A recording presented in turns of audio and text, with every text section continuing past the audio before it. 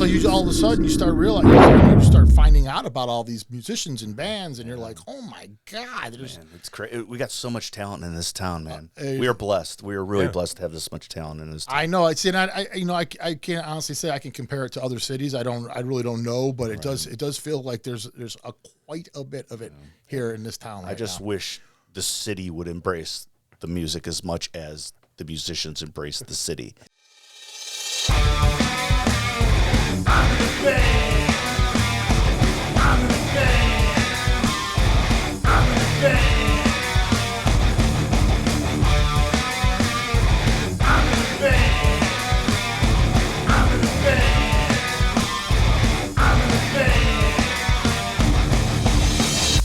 I'm in the band. I'm in the band.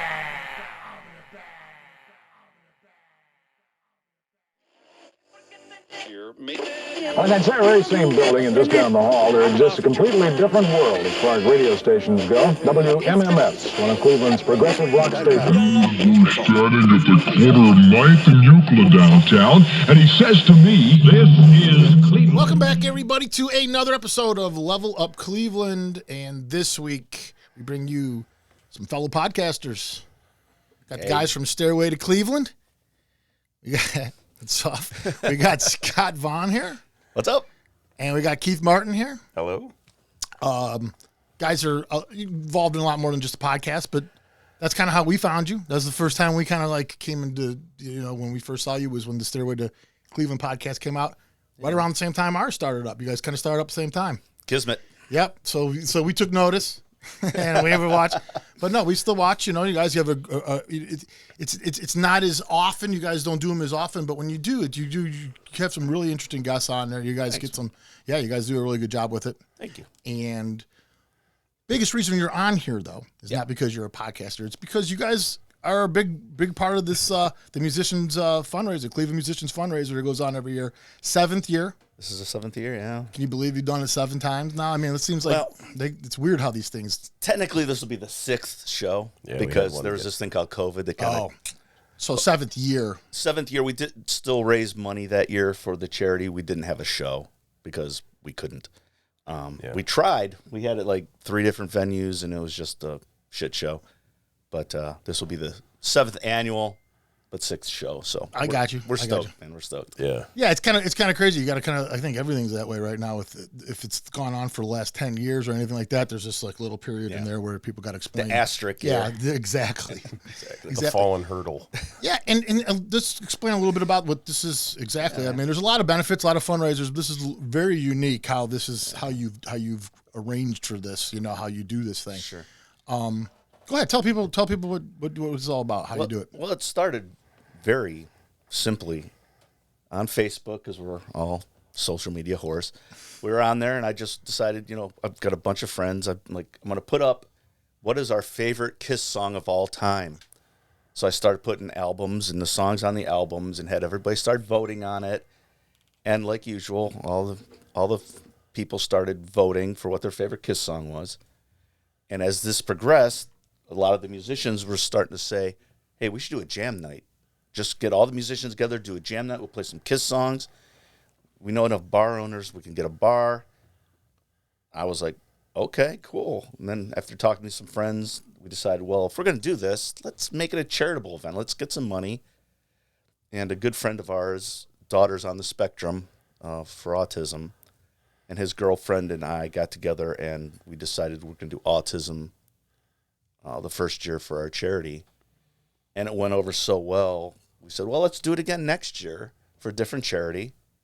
And then here we are. Every year we pick a different charity, and every year our totals go up. And I'd said as long as we keep doing this and we keep making more every year, I'll keep doing it. So here we are in year 7. Wow, man, that's cool. And any reason why you pick Kiss? Is it just because of the love of it, or is it because you think it's easier for bands not so much to play Kiss, but I mean, like they have like the library. I mean, I got this tattoo on me. Yeah. So, we're both fans, I yeah, guess. and that's the thing. A lot of Kiss is a very decisive band. Either you love them or you hate them, kind of thing. And a lot of people hate them, which I get, because they're not the best musicians in the world. But when you're a kid and you're growing up in the 70s or even 80s and 90s, they're the show. I mean, they're the rock stars, they're the rock gods, and so many of the musicians have been inspired by Kiss in this town that they all came flocking. So seeing how it's one of my favorite bands and so many others' favorite bands, that it just seemed to be a common ground that we all could Find music that you could all play. Yeah, man, and it's worked out great. People keep saying you should change it. You should do Beatles, or you should do, this is a jam session. It's not like a rehearsed thing. And I don't know if I want to hear a bunch of musicians not rehearsed playing Beatles songs with all those harmonies. That's what I was saying. That's what I meant when I said, like... Not that they don't have the talent, Scott. No, this town is swamped with talent. It's just that without rehearsal and throwing guys together, they don't know each other. And it can go off the rails. Yeah, and Kiss, I mean... Yeah, it's what I mean. It's a very easily to get 4 guys together or however many guys together and actually pull the song off. Yeah, it's not Dream Theater.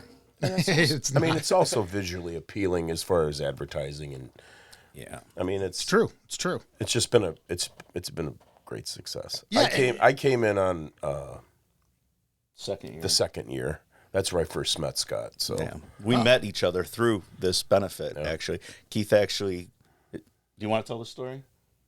I could. Don't cry. I won't. Okay. Maybe. He cries sometimes when he tells this story. Well, I'm a very emotional man, Scott. He is. And I'm not afraid to admit it. No, the reason, I, of course, saw the first one on social media and everything going on, and I couldn't make it, and I was kind of bummed out. And when I saw the next year they were doing it again, I said, oh, yeah, I want to get in on that this year. And like I said, I didn't know Scott. I knew some of the other people, the other musicians.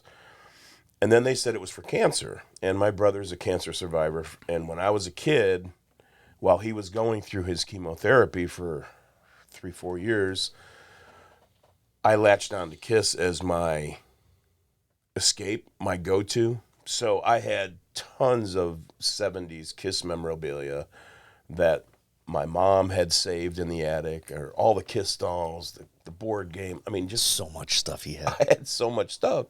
And I said, you know what? It's just sitting in my attic right now. What am I doing with it? And what am I going to do? Leave it to my kids? They don't know. They don't care. So I said, I told my wife, I said, I'm going to be part of this benefit, and I want to donate all my Kiss stuff to this because, cancer means something to me. And she goes, go ahead. So I got a hold of Scott, and we met at the Hooley House in Menor. Yeah. Drinking beer. Who'd have thought? I met him drinking beer. Weird. And he was a cool guy then. I mean, not so much now. Well, yeah, I got to know him a lot better, and of course, he's a great guy. He's got a big heart. But but I did have to relinquish all my stuff to some guy I didn't know, and I was just like, wow, it'll be all right. And we had a beer or two, and then we went out in the parking lot, gave him all my stuff, and it did well for the benefit. I was just going with that, going out in the parking lot and gave it. Never mind. That's all that happened?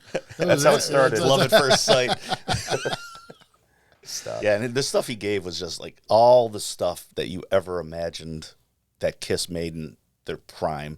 All the, like you said, the dolls. When they were whoring out everything, Oh, like God. there was nothing Kiss wouldn't sell. Well, the lunchbox, I had the complete set of cards, the original first run cards. I had a ring that was mail order only, belt buckles, radio, the radio, the jacket, the cheesy paper jacket, the Tyvek Mylar jacket or Tyvek jacket, and all this amazing stuff. It was so amazing that this guy I didn't even know gave me all this stuff to donate to my benefit. So we became quick friends, and here we are. Yeah, and that's sick of each other now. Yeah, can't take them. And that's really not even that long ago when you really think about it. And like you guys have become real close in a real short amount of time. Yeah, we're family now, really. Yeah, we're real sarcastic, and so that's how we get along. It helps. Like, yes. if he wasn't a jerk half the time, I probably wouldn't. Yeah, you wouldn't like him, right? You enjoy the fact that you can be jerks together. Yeah. Yeah, right, exactly.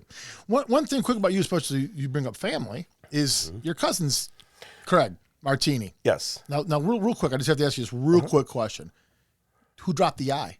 It's like so like how did that happen? Like I was looking at the names and I'm like, wait a minute. Yeah. I was like, somebody dropped an I somewhere. Grandpa Frank dropped the I. Yes. When he came over from Italy. Of course, this is Martin Martini lore that I don't, I hear both sides and people tell me what happened. But back then when he came over, the United States weren't hiring immigrants that last name sounded like immigrants. Right. So he had dropped the I and changed it to Martin. And I think it was back, and it was like that forever. And I think somewhere around 1980, I could get the year off. It may be 79, 80, maybe 78, I don't remember. Craig's dad, Don, my Uncle Don, who I love dearly, he decided he wanted to change the name back. And so they did. And my dad decided, nah, I'm leaving it. Got it. So There we it is. did. There's the story. Yeah, that's I it. knew there was one. That was it. I knew there was but one. But originally, yes, I was a Martini, I guess, by family standards, but was born a Martin. So. Yeah, but Craig is your cousin. That's a pretty musical family you got going on. Yeah, I don't know where we like, got it, but my older cousin Tom was a Martin, and he gave me my first guitar, and he was a guitar player. He's a phenomenal guitar player. Tom Martin, if you're out there watching. And it just seemed like everybody had a real talent on the Martin Martini side of the family. It was, if it wasn't art, it was music. If it wasn't music, it was, just everybody had their own they're thing. artistic. Yeah, And some of them have more than that. Like my cousin Mike, who of course has a tattoo shop and is an amazing Square City. musician. Yeah, Square City in Chardon. Great musician. Steven played for a little while. He still plays guitar a little bit, but yeah, there a lot of talent coming from that family. I think it's Skip the generation. It but might we're be okay. the water in Chardon, Ohio. I don't know, but and then Nothing. and real quick, so now that we've got into you guys did the podcast, you guys the fundraiser too, and we'll get back to that. But let's just touch on the bands a little bit too, because that's what kind of started everything is the fact that you guys are musicians. You don't play in the same band together. That's the one thing you don't do together. Once in a while, we'll do a side project together, but no, we're not in our regular gigging bands. No. Not So you play bass, Yes. in Big in Japan. bass and sing in Big in Japan. Yeah. Now, are you the lead singer, or are you? So you're the front man, Yes. lead singer, bass player. Yes, Big in I sing Japan. all the songs, and then my guitar player does all the hip hop and rap type stuff. 'cause I so you can't guys do mix that. it all up and do like a lot of stuff like that. Yeah, we're all over the place, but yeah, I'm the lead singer. How do you like that job? Well, we've been together for 15 years. We're celebrating our 15-year anniversary this year. 15 years in one band. Same three dummies playing mostly the same freaking songs. What's the secret to 15 years in a band together? What do you think keeps? I mean, that's so rare, right? It's a lot of compromise. It's like a marriage, Is it like your guys' relationship where you guys have the ability? It's like you guys share certain things, so it's friendly, just friends type thing. Yeah, I mean, we're all friends in the band, which is great. I think it has to feel like family. It really is. It really is That's the family. only way you can get through it. I mean, me and my guitar player, we're best friends. I mean, we go on vacation together. We do everything together. Matt, our drummer, is an amazing guy. He's the brains behind the whole thing. He does all the booking. He does all the promotional stuff. He runs all the websites and stuff. So he's really great at that. And he's a great guy, too, that we, he's really busy. We don't get to hang out with him as much. But, yeah, sure, we have conflicts. Not very often, though. Yeah.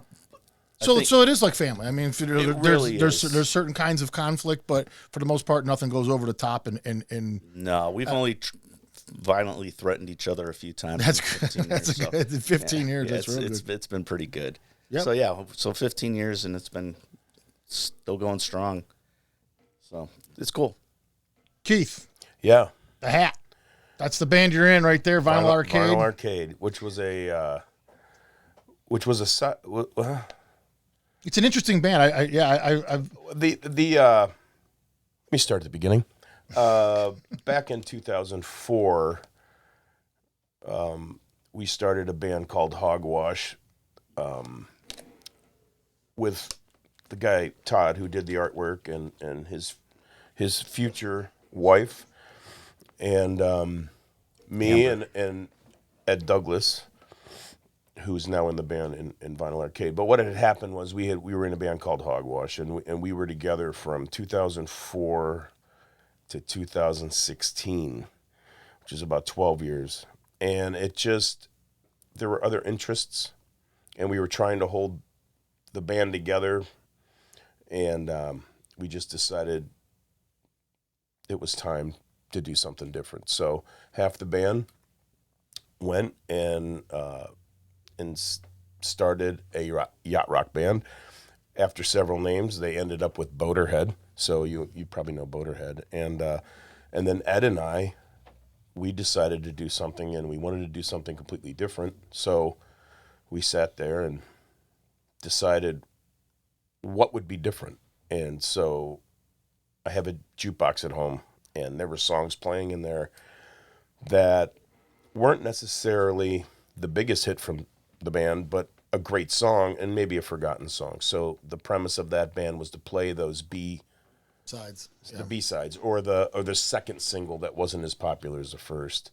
And then, of course, we had a few beers, so why can't we do TV themes? Yeah, I saw this. Well, we can. We can do whatever we want. This is our band. We're making it, and we'll do everything. And I said, well, it'd be cool if we had a screen that had video games playing it, and we'll just play songs from when we were growing up. And Ed's like, yeah, we can do that. And I said, no, I was just kidding. And he goes, no, we can literally do that. So one thing led to another, and we came up with this idea to involve vinyl records, arcade games, and the songs that we loved growing up and that weren't always the big hits. So that's where it all stemmed from. And after a few months, we technically started as a 4-piece. One member couldn't keep going with us, so then we went to a 3-piece for 3 years, and then we ended up grabbing another guitar player, and now it's really been going really good for a total of 7 years with this band. And we just love it. When you say you do like themes and stuff like that, so you guys just break into these like in between songs type stuff? Or is I'm just trying to figure it out. What we used to do is we would play the entire theme song, and then, it kind of breaks up a night if you have a danceable 80s song you're doing, and then you decide to play Scooby-Doo after it. People are like, oh, that's clever, but I was just dancing. So what we decided to do is we made some TV theme medleys. So I think there's 2 currently. They're about 8 minutes long, and we try and cram as many TV themes and movie themes and commercials into that 8 minutes in a medley. That's and cool. Then, there's a couple that we do that are full, that we do the whole thing of. But yeah, I'm sure that took some planning. Creating those medleys. It does. Yeah, trying to get one note into another. Yeah, a lot blending songs together. The transitions are tricky, and sometimes we still fail at those, but we try. By the end of the year, we're really good, and then we're done, and then we have to start all over again. But no, it's fun. How often are you guys playing out? Like, do you guys play out often, or is this something? It's usually we try and get at least 30 shows in a year. Oh, really? And we're off September and October because I don't know if I can mention this. My bass player Ed is 50% of the band Midnight Syndicate, and he usually does a thing at Cedar Point, which runs Hollow Weekends, which runs through September, and then, of course, October. Then we get a couple of shows at the end of the year. But so mainly it's from the beginning of the year till September we play. Wow. See, like one thing I've noticed about you guys too, and that's, I think it's one of the beautiful things about this fundraiser is that you guys mingle with a lot of the bigger musicians in the city. I mean, like these are all so. And when you get these guys to come play this fundraiser, that's who shows up. Like these aren't just a lot of the guys that are just starting off. These are your seasoned guys. These are some of the.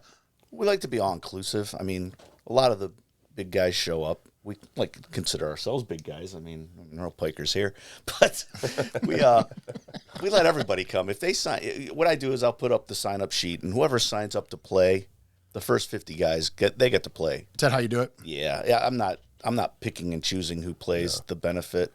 However, it does seem that the ones that show up are the ones that are signing up for this are some of your best musicians. I'm lucky enough to be in a group of super talented guys and girls, and I'm friends with them. We're friends with them. And we're lucky to know all these people and share the stage with these people. I mean, And they get excited about this fundraiser. These guys, these dudes love this thing, man. They love it. They do. It's such a blessing to be part of this, and and people keep signing up, so it must be doing all right. Yeah, we signed up when I first started the first year. We had 39 musicians sign up for the whole thing. This year, I put up the sign-up sheets, and it was filled just over 2 hours. 50. Yeah. 50 people signed up, and I've got a waiting list already. So it's what are you going to do now? You're going to need more venues. You're going to need. How does this thing grow into what? Like, where do you go from here? I need more alcohol. Is what I'm going to need. Yeah, man. Time.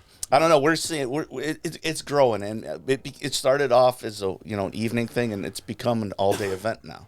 It started off just us getting together and playing for a couple hours, and now we start at noon and we go to pretty much 11 o'clock, and we've got so many auction baskets and donations and 3 stages like you'd said earlier. We got an acoustic stage, we got a cover band stage, we've got the main stage. We take over the whole complex at Yankees in Geneva on the Lake. And it's all ages. We don't charge any admission. I know that's another thing I was just going to mention is that's the beautiful part of it is that it's all very voluntarily donation type thing, and you don't feel forced to do anything. Right. I mean, we make all our money off of our baskets and donations. We don't charge an entry fee to be there. We just want you there to have a good time and see what that year's charity is about. They come up and they usually talk. Most of the charities have been there. Shown up and talked to the audience or given out literature or information, and so it's about education as much as it is just coming up and having a good time.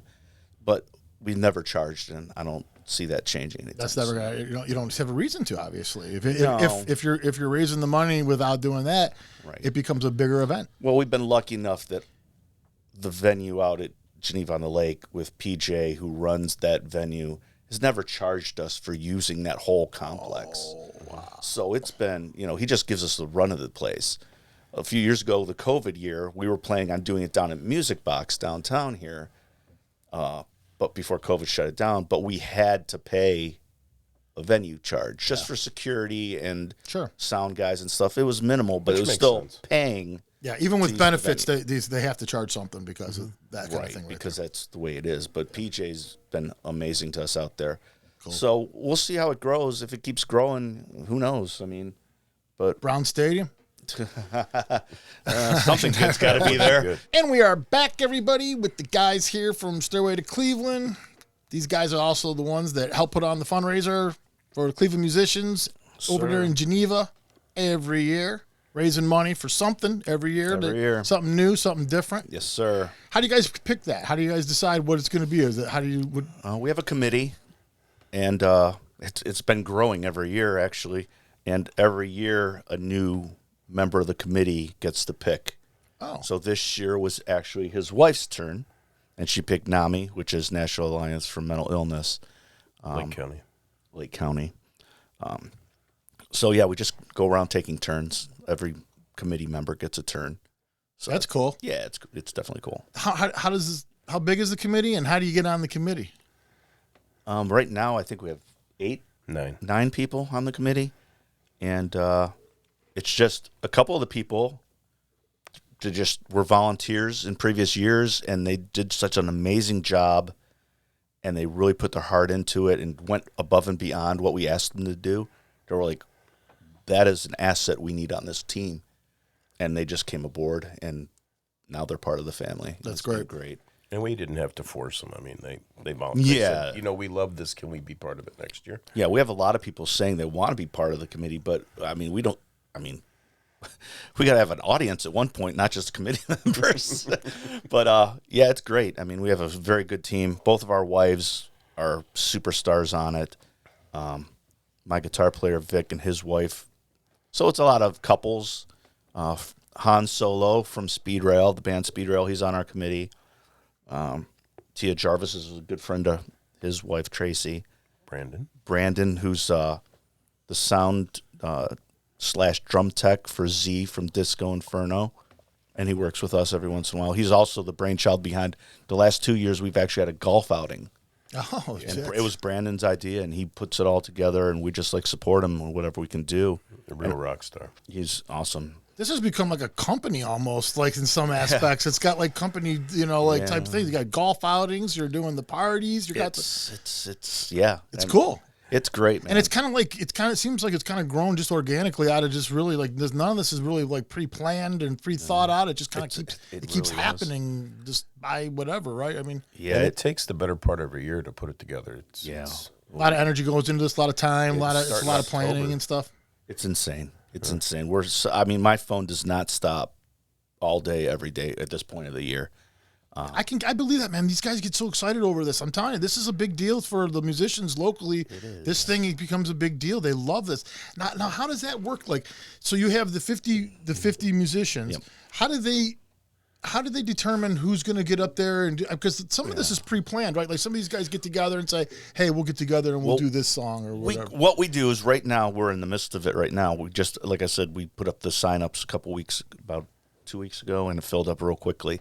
So now, when we have them sign up, I tell them to put down up to 10 songs that they would be willing to play. So I'll take those lists. Some people just put any, and then I'll take those lists and say, okay, these are our guitar players. Here's our lead guitar players, our rhythm guitar players, bass players, drummers, just vocalists, and I'll compare those lists. And his wife has been huge help with this now the last couple of years because it's a lot of work. It is. And we'll just piecemeal together bands, and we'll try to keep it where, we'll try to get everybody 2 to 3 songs at least. Sometimes we have to call people out of the bullpen to play a few more. But the way it is, I'll say, okay, well, these guys are going to play that song, and we'll keep them on for the next song and bring these 2 guys up, then rotate those 2 guys off. Yeah. Wow, that's a lot of work. It's with Jenga. minimal changeover, Right. Yeah, right. There's time constraints for sure on this whole thing, we right? keep it moving. And again, Brandon, he's a stage manager with his wife Tracy, and they keep them going, man. We get those music because sometimes it's hurting cats with a lot of these musicians, man, because they're there to have a good time too. But I do tell them, do not get drunk before you go on stage because it's not fair to the other guys that are trying to do this stuff too. If you go up there and you fuck it all up. Yeah, and that's the thing. It's like we want to keep this smooth. We want to, it's Kiss. They train wreck themselves, but we don't want train wrecks after train wrecks up on stage. We just want to have a good time, keep the flow going, and just let everybody shine. Yeah. And guys are dressing up too for this thing. I mean, do you ever see the makeup come out? Are they showing up like? Once in a while. Yeah, it's not really. In the past, we had almost a full band, a father, daughter, and one of their guitar players. They all dressed up. They couldn't get a Peter Criss or Eric Carr or whomever. Right. But they came up. We have a group that show up. The last few years have shown up, and they're in full regalia. And they go around just collecting money and taking pictures with people, and they bring that box to us at the end of the night, and it's just an extra bonus that these people just do because they're great. That's awesome. Yeah, man. Now you guys sell T-shirts at this too and everything. This is all for sale stuff. You could actually buy that. This is a previous year. Whoever does your artwork, man, you guys got awesome shirts. This is man. Todd from Boaterhead, his cousin.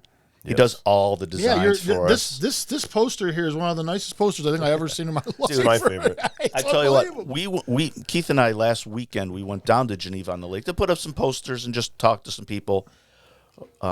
And we were just walking up the strip, and people were asking if they could have posters because they thought they were so cool. So, everybody I've given a poster to has said it's the best one yet. So yeah, that's the whole rock and roll over thing, and then you got the Ohio heads. Who even would think Todd? something? Todd is He's just amazing. He's It's a awesome. wizard. He's a Yeah. wizard. It really is amazing, man. It really is amazing. So let me back up a little bit. Let me talk a little bit about the podcast. Sure.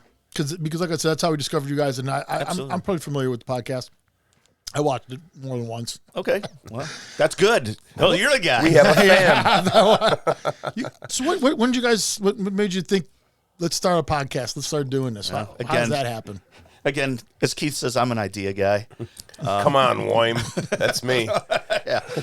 So I'd been kicking around an idea to do a podcast, just an audio podcast. I was just going to do something like that, and I was in a project prior, just a side project from Big in Japan, a musical project called the Snozberries with a good friend of mine, Quentin Flynn.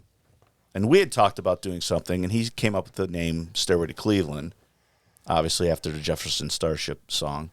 Or is it Jefferson Airplane? I don't know. Whatever. At the time, it was Jefferson whatever. Yeah. And so I love that name. Well, Quentin moved back to L.A., and I was like, well, I still want to do this dang podcast, man. So I was lucky enough to do an interview a couple years ago with Rick Pfluger, also from Boaterhead. He interviewed me about the benefit, and it went so well. I mentioned to him, I said, have you ever wanted to do like a video podcast kind of thing with, I got this idea, and he was all about it. And I'm like, well, great, let's do something, man. And I'm like, well, I'm gonna need a co-host. I need my Ed McMahon. Eye candy, I think is what you Yeah, eye candy. That's the word I was looking for. So the Hunchback of Notre Dame was not available, so I called Keith. Guy's got nothing on me. He's got 2 good knees. That's true. But so I called Keith. I said, man, would you be interested in doing this with me? And after a few beers, he's like, yeah. Yeah, because at first it was like, no. No, he's like, I see you enough. And we hooked up with Rick, and it took off, man. We started with our good friend Joey from Disco, Joey D, the artist. And that one took off, and we're like, well, let's keep it going. Oh, we did Corey first. Yeah, Corey was first. We did do Corey yeah, first. let me correct you. I only host the thing. Corey was Just first. an idea, man. Corey Roddick from WMS was our first guest. Yeah, he's an idea, man. He has no idea who was first. No idea what's going on. But I will tell you, that first episode, man, it took right off. You guys came out the gate, and right away, you guys looked like it was doing really well. It was. We've been lucky, and we've had some great guests. I mean, You guys have. And we're not doing them as much as we'd like right now. Rick has started a new career, so it's taking a lot of his time. And he's doing a lot of recording with other bands. He has his own studio, so he does a lot of recording for bands. He himself puts out like an album a week. He's insane. He's insane with his output, and it's all cool stuff. So look up Rick Pfluger. Yeah. But so we do some things called unsupervised, where it's just Keith and I and a friend, usually, or it's just Keith and I, whatever. And we do top 5 lists. We're going to start doing a lot more of those because Rick's so busy. And he'll just put on the tags at the front and the back and edit a little bit. And he'll put in his, I don't know if you've seen if we fuck up, he always puts up elevator music and the proper facts. He's although the fact checker. Yeah. And he likes to stick it in my ass a lot of times. Like that. Well, you deserve it sometimes. Sometimes, but sometimes he's wrong too. And he spells a lot of shit wrong. So Yeah, look at his name. I know. It's got a P in there. It doesn't even make sense. Yeah, sound like Pfluger. I'm the fact checker on this one, so if I fuck up, I just delete. Yeah, right. Yeah, like we had Jim Bonfante from the Raspberries on Yeah, our last. that was your last episode. one, yeah. Yeah, and he spelled the Raspberries wrong. So Jim Bonfante's texting me. He goes, "You spelled my name on my band wrong." I'm like, oh shit. That would happen. That was a He good fixed it and it was good. That was a real good episode. Thanks. Oh, He's man, a great yeah. guy, man. I used to work with Wally Fanboying. Bryson from the Raspberries too, and Did you? Yeah, I worked with him for a few years. Wow. Wally used to be in charge. I used to work at this place. I worked in a shipping department. He was in an assembly department, but he was in charge of these special adults. It was called SAW, Special Adult Workshop. And he was the greatest guy, man. And we just sit there. And this is when I was doing the original band thing, trying to be a rock star. And we were making our album and stuff. And we just sit there and talk forever about, and some of the stories he told me, oh my God. Because he played with The Who. He played with Kiss. I mean, he played with all my heroes. And at the time, I knew who the Raspberries were. Yeah. But I didn't know who the Raspberries were. Yeah. And now I'm such a huge Raspberries fan. It's insane. Yeah, it's crazy how that happens. I know. I mean, you don't know about something, and then especially for us with this local thing, like when we got involved with this podcast, you don't realize just how many fucking bands there really are in Cleveland area alone, and so you all of a sudden you start you start finding out about all these musicians and bands, and you're like, oh my God, Man, it's crazy. We got so much talent in this town, man. We are blessed. We are really blessed to have this much talent in this town. I know. I can't honestly say I can compare it to other cities. I really don't know, but it does feel like there's quite a bit of it here in this town. I just wish the city would embrace the music as much as the musicians embrace the city. Yeah. Because this town could be something special. It used to. It used to. It's been a minute, though. Well, I think there's a lot of reasons for that. There's a lot that's happened in Cleveland negatively in the last 20-some years that changed things. I mean, you got to go back to before 2000 almost before you can remember Cleveland having that where the fans and the people were as supportive of the city as like the musicians and like the 90s were a good time in Cleveland. They were great. Let's be honest, it was. I mean, the city was popping it in the 90s. We had a lot of great opportunity when that Rock Hall opened here.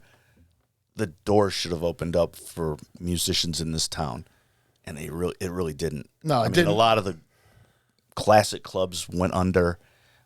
There was just not that support. You go to Nashville, and they've got a whole district, music district, of just bars and clubs that have bands, and it's why can't Cleveland do that? Nashville's incredible. It's incredible. It's like insane. They could, but they could do that they here. Won't.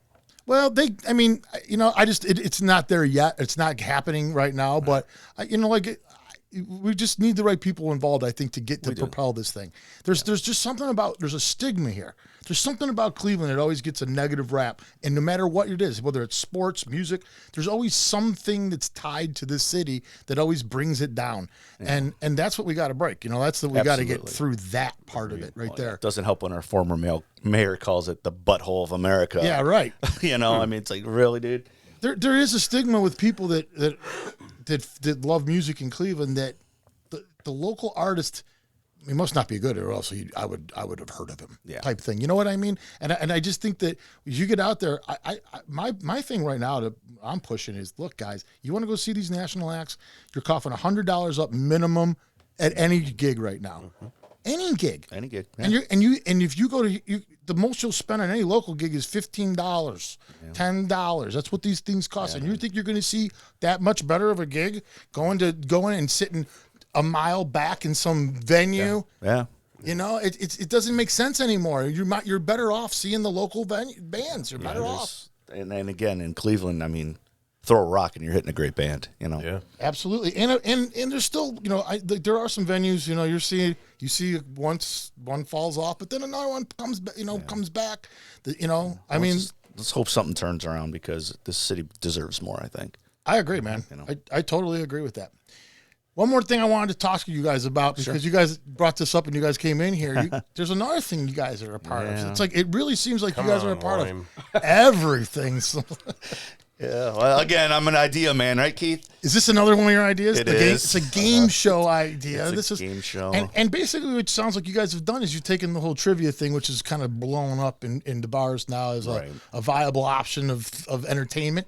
Yeah. But you guys have taken it and put a little spin on that, a little twist, and made it more of a game show out of it. We have. It's a pop culture game show. So it's not just your bar trivia with a pencil and a paper or your phone. We actually bring people up. Everybody has buzzers. We have the screen. We have sound effects. And it's all pop culture. So it's nothing like brain surgeons are going to answer. It's just regular pop culture. We talk about food. We talk about movies, music. All stuff that people know. So we don't want people to come up and feel stupid, although we do have a tendency to make them feel stupid when we make fun of them. Oh, that's cool. But that's part of the But it's part of the fun, And it's weird because, when we do the game show, I put on more of a persona of being an asshole. Oh, you guys play good cop, bad cop or something like that kind of thing? Sort of? All through life. I notch it up. And so I've had people come up to me and go, I know you. You're in Big Japan. And here I'm being an asshole to them because it's part of the shtick. And now I feel dumb because I'm thankful for them supporting my band, but I'm being a jerk to them. What, is this like the Dick's Last Resort type thing you guys do? Like where you're insulting and kind of a little bit? Yeah, a little fun, bit. Though. And fun. It's all in fun. I mean, we have sound effects. Keith goes crazy on the sound effects a lot of times with like Fred Sanford, you big dummy. And all that stuff. Good stuff like that. You pull some. Which is often, so. Yeah. But so we've been doing this. I started off with a couple other friends doing it, and due to some personal stuff going on with them, they kind of had to step aside. And, of course, I went to the bullpen and got my boy. Now, do you guys got to come up with the questions yourselves, and do you guys have to do all that? Scott does most of that. How do you come up with? Okay. It takes hours, man. Yeah, this is what I don't understand about guys like you. Yeah. Okay, I don't understand this. I don't How do understand you? Where is the time management? How do you figure out how to do all of this? To me, just taking on this whole fundraiser thing. Yeah. That's enough. It's Like that would be enough for me. I'd be like, all right, I'm booked. Yeah. You know, like you're working. You have a job too. do. So you have a full-time job. You have a band you're in. Yeah. You do a podcast. Yeah. You do the fundraiser, Yeah. and you do this, and you're just as fucked up as he is. I mean, like That's true. you're doing as If much. not more. Like, how do you guys Stupid. find all the time to do all this stuff? It's like it seriously seems like it's a lot It's impossible. You'd think we'd be divorced. from your From wives. each other? Oh yeah, no, I hear what No, you're that'd saying. be a No, I was thinking the same thing. You guys have very the sweetest understanding women in the world have we're found married their to way saints. into our lives. It and we must are- be. Do they jump on board with you guys? Are they a part of this kind of ride also? They are a big part of the benefit. I mean, they're a huge part of the benefit. So that is us. I mean, the podcast and the game show, they kind of just roll their eyes and let us do our thing. My wife, Let the kids play. Yeah, basically. yeah, my wife is, especially last year, had to carry all my gear for all my shows and drive me around because my knee was all messed up. So, yeah, she's always there. I don't get it, but yeah, she's always there. My wife, she's very supportive. She doesn't come to as many shows because she's got a lot going on herself of the band. But we've been married for over 30 years. So she's kind of used to my idiocy at this point. Yeah, once they've seen the band 30 times, they've kind of like, it's kind of like, okay, well, you know. Well, I met her in my band. So not this band, years ago band. But so she kind of knew who I was before we even hooked up. So Yeah. Sweet. 29 years for me. October will be 30 years. Too, so. Wow, dude, that's so rare to have I guess we're doing two something in right. one room at the same time. we're doing something right or something very wrong. Yeah, either we hit the lottery or They're we're too all right stupid guys, to kick us I to the guess. curb. Yeah. Could be. But yeah, it's been great. They're both supportive, and going back to your question, no, there's no hours in my day that aren't filled up. Yeah, I you didn't have time to come here and do this. I played till 2:30 last night. Came home, crashed, got up, took a shower. Here I am. Then I'm gonna run from here and then do a few things and go to another show tonight. And I still got a list of emails and texts that I've got to do for the benefit before I do any of that. So it's Yeah, man, that's full crazy. day, It's crazy, every but day. it keeps you busy, keeps the days filled. And what's cool is like you've been able to this is something that obviously you love, music and that kind of thing. So you've been able to figure out how to niche yourself into where you're just your time is filled, but it's being filled with something you love. You know, it's not like you're being weighted down by this. You know, it's enjoy- If I could get rid of that stupid 9-to-5 job, I'd have that's plenty of time. I say that all the time. It's like that thing's really cramping my style. Right? So if people want to come to this fundraiser, okay. Now, you know, like I'm assuming people come from all over the place for this, do, right? yeah. And there's ample parking. There's all that kind of stuff. People cannot, you know, they don't have to expect to show up and have to you know, like. There's so much parking on the strip. Yeah. There's a bunch of places to park. And again, it's an all-day event. We've got food trucks down there, so there'll be food. We got specialty drinks. We're doing another bar crawl, I think, this year. Oh. We'll have the swag. We'll have the T-shirts. We'll have magnets, stickers, all that stuff for sale. We're doing pre-bundles. If you go to clevelandmusiciansfundraiser.org, you can go there, and I think we're going to put up some pre-sale stuff on there as well for swag. But we'll have all that stuff there. We'll have all day of entertainment. It's great, man. Yeah, and it starts at Noon. and it goes till 10 o'clock. Is that basically how? Roughly, yeah, because the show will end probably around 10. And while we're doing the show, we've come up with a new thing the last year where we don't have to stop the show to do all the baskets, because you know how you go to the things and pull out the tickets. And we've come up with a great idea that now everything's going to be online. You get a wristband, you get your number, you put your ticket with your number in there, and then we've got a spreadsheet, and they're just going to put basket number, the description, and who won it. So we don't stop the show. It's just on a screen or on your phone. Maybe like a TV up it somewhere or something like we'll that. have a with big this screen on one of the stages, and there'll be a CHQC, whatever the hell code those are. And you could put on, check, and see it live as they're drawing the baskets, and then you just... Because Dude, last this year, is crazy. You last guys- year, yeah, we had 147 baskets last year, so that takes up a lot of time. Yeah, if you're doing them in between too, if you're, Yeah. that's a lot of downtime. Yeah, 2 years ago when we were actually bringing them up to the stage, and it took forever. And we do it on a Monday. I know people say, "Why do you do it on a Monday?" Oh, it makes total sense to me. I totally understand it. Musicians get it, Yeah. but regular people are like, "Why are you doing it on a Monday? Don't you know I have to work?" Well, You yeah, would have so- no musicians if you didn't do it on a exactly Monday. because it's festival season right now. I mean, you got Thursday, Friday, Saturday, Sunday. There's festivals and people are playing. So if I want to get everybody together, which is hard enough, Monday's always been the day, and now it's kind of become a thing. You know, Yeah. it's become a thing, at least in the community of musicians. Totally, it's a something that they look forward to every year. It's like but the whole Monday thing. I mean, as soon as I saw Monday, I think my first reaction was like, "Well, that's weird." But then I was like, "Oh, they would have nobody." You know, Right. I just saw Joey D himself. He just put his schedule up. It's insane. I was like, It's insane. it doesn't even seem possible that you could do that. It doesn't. But I mean, like, but that's what these guys. You know, people. You just got to. You have to work around the schedules that are available to you. You can't. These guys are musicians. That's what they do. It is. And so that's interesting. Yeah, so take the day off work. Come on down to Geneva on the Lake on July 31st. I mean, What a venue too. I mean, the whole thing about that. Pat went last year, and when he came back, he was like, "They do it right, dude." He's like, he would not Thanks, stop Pat. talking Thanks, about it. Pat. Yeah, he really was impressed Appreciate with how that. you guys Well, we did appreciate that, man. Well, any kind of, nice words to us means a lot because it's a lot of work. So Well, that's how you get people to show up at these things. I mean, like, people want to hear that someone else had a good time. It's like the review. When Yeah. you're going to buy something on Amazon, Yeah. how many stars does it get? Yeah. That's how you buy things. I think that's how this works too. You know what I mean? it's a really word of mouth thing, and as long as people keep wanting to come and keep spreading the word, I post the thing on Facebook, and I'll just see people reposting it. Like I'll scroll through my feed, and it's just that poster over and over. I'm like, wow, this is great.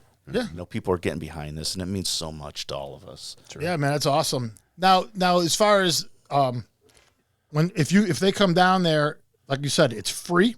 Yes, sir. Swag they can buy online before they even show up, so they can come ready. Well, they'll pick it up at the day. So they that go day, there. There's yeah. going to be a place for them. We'll to have a pick merch booth. We always have a merch booth, and if they pre-order, it'll be ready in a bag for them, and they can just take it. Or you could buy it that day. I mean, we'll have plenty of stuff to sell. Yeah. So, and again, there's food trucks. I mean, there's specialty drinks with cups, and it's really cool, man. And the whole this is Geneva too. There's all kinds of stuff going on. There here. is always something going on in Geneva, and if you like people watching, Geneva on the Lake You're right on the lake. Yeah. is the place to be for people watching. Oh yeah, it's fun. Yeah. Yeah, it's great, man. And a lot of the other, bars are getting involved too, and that's why we're doing another bar crawl. I think this year we're trying to piece it together. Now you do the bar. When you say bar crawl, that's separate. That's not. Or is that going to be the same day? It's the same day. What they're going to do is It's only a 4. yeah, it's only 4 bars. 4 bar I think bar crawl, so far we're still talking to a few people, but you're going to get a ticket, and if you get the specialty cup with the logo and stuff on it, and you get a drink at each one of those bars and get your stamp, you come back, we're going to raffle off a really cool prize. Yeah. What's some of the stuff like you raffled off in the past, or what do you expect this year? Is there anything like that stands out? Yeah, we've had, so many guitars and drum sets, and people donate the whole drum set. well, it was a mini drum set, Oh, but it yeah, was yeah, still yeah. cool. But snare, we had stuff from Alice Cooper last year. Yeah. Wow. We had stuff from so many bands signed stuff. Keith is always giving up awesome stuff. Guitars, all the Kiss stuff. I always donate a guitar somehow. We have a lot of cool autograph stuff. This year, I've already been told that we're going to have tickets for the last Cleveland show for Kiss. Those have already been confirmed. Wow. So that's going to be super cool. Perfect. We just get so many cool items, man. What was it last year? We had Adirondack chairs, a set of those, 2 sets. Yeah, cornhole boards, and then just Our booze barge is also one of the big things because right. I don't charge musicians to play. Their entry fee is they've either got to bring a bottle of booze, or if they're in the program or don't want to indulge in that, they bring a Kiss item. And we have this big inflatable raft we have on stage, and it's got like 50 bottles of booze in it, and we raffle that off at the end of the night. Oh, one person wins that. One too? person. It was insane. The guy who won last year won the Booze Barge, the top hat from Alice Cooper, and one other guitar maybe. I don't know. The guy swept up. Wow. Yeah, it was insane. But yeah, I mean, it was a lot of money I'm sure he spent. Oh, he had to spend it. Yeah. His wife had to hate him. Well, But yeah. here we are loading up all this. I mean, because 50 bottles of booze, that's a lot of boxes we're just putting in the back of his friend's minivan. Well, if she drinks, she won't hate him. Yeah, it depends. It depends how much she likes drinking. So, yeah, it's really cool. We get a lot of cool stuff, and we're working hard. So if anybody wants to donate, please get a hold of us because we're always looking for cool stuff or sponsorships. Yeah, and you could be the one that wins the Booze Barge. I mean, how cool is that? I mean, yeah, like that sounds to me like that's worth showing up for right there. Right? I mean, it's great, man. That's why I go for the. For the Booze Barge. Yeah. You haven't gotten lucky yet? No, I've never. Can you guys win?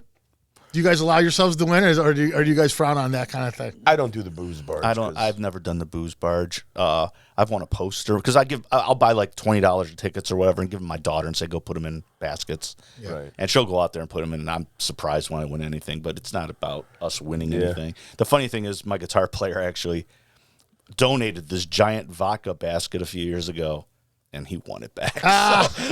Yeah, that's fun. Yeah. So, but yeah, we don't frown upon it, but You guys play at this? Both of you? yeah, You both play? we open the show. We usually play together at this. We open the show, play the first 3 songs, then we come up at the end of the night. I think Keith might sprinkle in once in a while, but I'm so busy doing other stuff. I really That's don't have why I time. asked. I was like, it seems like you might not have time to even do Yeah, I that. take time to be a ham for a few minutes, but Get it out of the way and then. yeah. Now, are you playing on one of the side stages in the beginning, or are you one of the first No, ones we on the main we're- stage? We open the main stage Okay, that's- show. right. Keith's band played the side stage 2 years ago. 2 was it? years. 2 years ago. Yeah. And then That was a lot of work. Now, how are you doing the side stages? Are those bands also playing Kiss songs, or No. So you just got bands that are just playing their music basically. It's not till 7:00 when the 7, main stage yeah. opens. We have an acoustic stage up front. They start at noon and they go to like 6:30. So that's up in front when you first walking off the strip. It's a cool little chill place. You can go listen to some acoustic music. There's a bar right there. And then you come through the bar and out the back door. There is a side stage. And on that side stage, we're going to have cover bands. I think we have one original band this year too. So it's cool, and they go from 12:15 to 6:30 ish, and we have some great bands again, and we're really excited. We have this year opening the side stage again is Rockability, which is a group of special needs kids playing with their mentors, and they just come up and they rock out, man. It's so cool to see them great. do it. No man. kidding. Yeah, Yeah. they're great. Yeah, You got everything covered in this thing. We man. had I them cannot last year, believe and this. they were they were awesome. one of my favorites. Yeah, and then we got some great bands after them. Craig Martini's going to be playing again. Is he doing his looper thing? He's doing his looper thing. Yeah. He'll be there. I mean, He'll play anywhere at any time. I swear to God, that guy will play. And he'll drop right now. yeah, and he'll play that. I hate him. He's so talented. God damn. He's my favorite And he's bass such player. a nice guy. I know. I saw that episode too. I told you as I watched I that. appreciate that, man. I'm Thank gonna tell you what. I thought that was cool of you. You know, you guys are. Well, yeah. Well, I could tell. I could tell it was. Suck ass. But I thought that was.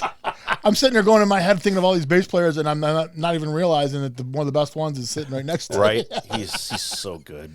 He really is. He's not just good. He's a great guy. one of the coolest dudes. I mean, I don't He's know how to so explain him. humble and Yeah. Yeah, he's unique. yeah, it must be that side of the family. He's very unique. You know, I mean, I've met a lot of unique musicians in the last couple of I bet years. you have, my yeah, friend. man, a lot I of bet fun you have. people come through here, and Craig was definitely at the top of both of our lists. One of the guys that we like the most for sure. He's a saint, dude. Yeah, man. All right, guys. Well, July 31st, Monday at noon, Yes, Geneva sir. on the lake. Geneva there on all the day. Lake, Bring your party pants. Yeah. down there, and you guys, and it should be, you know. Even if it rains a little bit, who cares? I mean, like you can't, you know, I mean, you gotta, I mean, the main stage is covered. yeah. So even if it rains a little bit, we'll squeeze y'all in. The party, it'll be fine. the party's got to go forward no matter what, right? I mean, And that's it, man. And again, it's a great party, and we have a great time doing it. But we really want to make money for a charity. And NAMI, Every single cent. yeah, every bit of proceeds we make goes to NAMI. and this year it's going to who now? NAMI, National Alliance for Mental Illness, Okay. Lake County. Okay.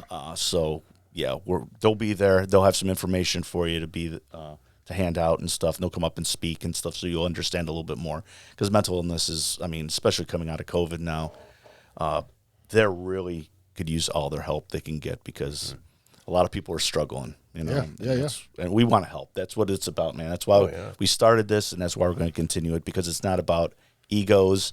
It's not about, oh, look at me. It's not about just the party. It's about helping people, and that's why I'm doing it. I'm sure I could speak for the rest of the committee and Keith that this is what we're all about, man. Yeah, you guys have tasted a little success in this too over the last few years, so it's like, it becomes almost probably addictive to do more and more and more each year. Do a little more. And each one of the charities that we've represented it's really been great. Yeah, I mean, just humbling. Yeah. You learn a lot through all this processes like this too. You do. It's take a lot with you. This ride is short, man. We're on it for a very limited time, so let's try to make a little bit of a difference while we're here. Yeah. Agreed. You know? All right, guys. I appreciate you coming down. I appreciate us having us. Yeah, Scott, Vaughn, Keith Martin. Thank you very much. Check out the podcast, Stairway to Cleveland, when you guys put out another one. We're going to be working on it soon, man. We'll fit one in somewhere. In our Usually when you guys do, though, it's something, it's blockbuster type stuff. You guys put out these. Well, you do. You put out some really big guests and stuff, and it's really interesting. Fundraiser's July 21st. 31st, July 20th. Don't show up on the 21st. You're going to be really disappointed. Fundraiser. You never know. There may be somebody good playing. Yeah, there's always somebody. But it's the 31st, July 31st, noon. Sir. And you check you guys out. Where do you do the fandom thing? Fandom Madness, we do it at Bar Forno every other Wednesday. We're trying to work around a few things. Every other Wednesday. Tentatively every other Wednesday right now. We're working around some stuff. But Bar Forno in Willowick, 7 to 9. And you can check out Cleveland Musicians Fundraiser.org for all the information on the benefit. Big in Japan? BigInJapanBand.com. Vinyl Arcade? Vinyl Arcade, thevinylarcade.com or Vinyl Arcade. I don't remember. I don't go there much. Yeah. And Stairway to Cleveland on YouTube. But we're on Facebook and everything. You can check us out. Cool. All right, guys. That's going to be it. Thank you for coming. Thanks for having us, brother. You, man. Cool. Not a problem. Thanks, Appreciate guys. it, bud. See you guys next week. Bye. Toots. That'll be fine.